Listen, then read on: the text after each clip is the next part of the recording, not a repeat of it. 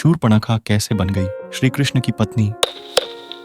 शूर्पणखा कैसे बन गई श्री कृष्ण की पत्नी, जानिए रहस्य। दंडकारण्य की स्वामिनी शूर्पणखा ने कि भगवान श्री राम के महत्वपूर्ण कार्य जनमानस में शूर्पणखा की छवि राक्षसी होने, कामी होने, निर्ममता से नरसंहार करने की होने से वह घृणा की दृष्टि से देखी जाती है। करोड़ों जन्मों तक तपस्या करने के बाद भी ऋषि मुनियों को भगवत दर्शन लाभ नहीं हो पाते, परंतु इसने उनके दर्शन के साथ साथ बातें भी की तथा श्री राम ने उसकी लक्ष्मण जी से भी बात करवाकर भक्ति स्वरूपा आद्या शक्ति जगत जननी सीता माता के दर्शन भी करवा दिए। एक जिज्ञासा बनी रहती है कि आखिर शूर्पणखा ने ऐसा कौन सा पुण्य किया होगा जिससे उसे यह सौभाग्य प्राप्त हुआ।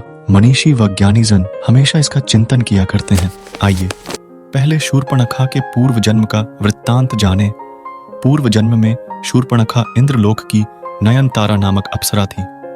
उर्वशी, रंभा, मेनका, पूंजिक स्थला आदि प्रमुख अप्सराओं में इसकी गिनती थी। एक बार इंद्र के दरबार में अप्सराओं का नृत्य चल रहा था। उस समय यह नयनतारा नृत्य करते समय भ्रू संचालन अर्थात आंखों से इशारा भी कर रही थी। इसे देख इंद्र विचलित हो गए और उसके ऊपर प्रसन्न हो गए। तब से नयनतारा इंद्र की प्रेयसी बन गई। तत्कालीन समय में पृथ्वी पर एक वज्रा नामक एक ऋषि घोर तपस्या कर रहे थे। तब नयनतारा पर प्रसन्न होने के कारण ऋषि की तपस्या भंग करने हेतु इंद्र ने इसे ही पृथ्वी पर भेजा, परंतु वज्रा ऋषि की तपस्या भंग होने पर उन्होंने इसे राक्षसी होने का श्राप दे दिया। ऋषि से क्षमा याचना करने पर वज्रा ऋषि ने उससे कहा कि राक्षस जन्म में ही तुझे प्रभु के दर्शन होंगे। तब वही अप्सरा देह त्याग के बाद शूर्पणखा राक्षसी बनी। उसने दृढ़ निश्चय कर लिया कि प्रभु के दर्शन होने पर वह उन्हें प्राप्त कर लेगी। जब शूर्पणखा श्री राम के पास गई, वही नयनतारा वाला मोहक रूप बनाकर ही शूर्पणखा श्री राम प्रभु के पास गई, परंतु एक गलती कर बैठी। वह यह कि परब्रह्म प्रभु परमात्मा परात्पर परब्रह्म को पति रूप में पाने की इच्छा प्रकट कर दी। परब्रह्म को प्राप्त करने की एक प्रक्रिया होती है।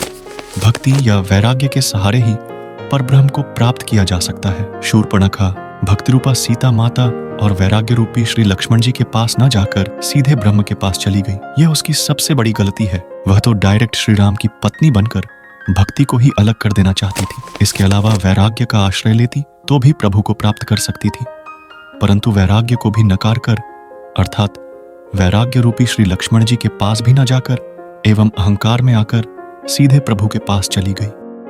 उसमें अहंकार आ गया। वह कहती है, संपूर्ण संसार में मेरे समान कोई नारी नहीं। इसका अर्थ यह हुआ कि समस्त संसार में आपकी पत्नी बनने लायक मेरे समान कोई नारी नहीं है। अहंकारी को प्रभु मिलन संभव ही नहीं हो सकता। फिर भी उचित प्रक्रिया का ज्ञान कराने के लिए उसे वैराग्य रूपी लक्ष्मण के पास भेजा गया ताकि उसे प्रभु मिलन की सही प्रक्रिया ज्ञात हो सके। फिर वो लक्ष्मण जी के पास गई।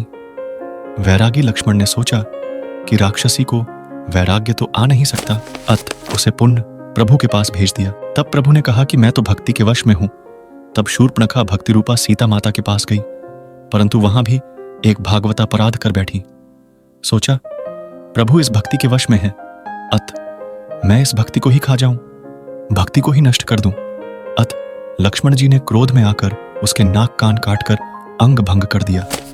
तब शूर्पणखा के ज्ञान चक्षु खुल गए और प्रभु के कार्य को पूरा कराने विनाशाय च दुष्कृतम के लिए उनकी सहायिका बनकर प्रभु के हाथ से खर्वदूषण, रावण, कुंभकर्ण, मेघनाद आदि निशाचरों को मरवा दिया और प्रभु प्राप्ति की उचित प्रक्रिया अपनाने के लिए पुष्कर जी में चली गई और जल में खड़ी होकर भगवान शिव का ध्यान करने लगी। फिर 10,000 वर्ष बाद भगवान शिव ने शूर्पणखा को दर्शन दिए और वर प्रदान किया कि 88वें द्वापर युग में जब श्री राम कृष्णावतार लेंगे तब कुब्जा के रूप में तुम्हें कृष्ण से पति सुख की प्राप्ति होगी।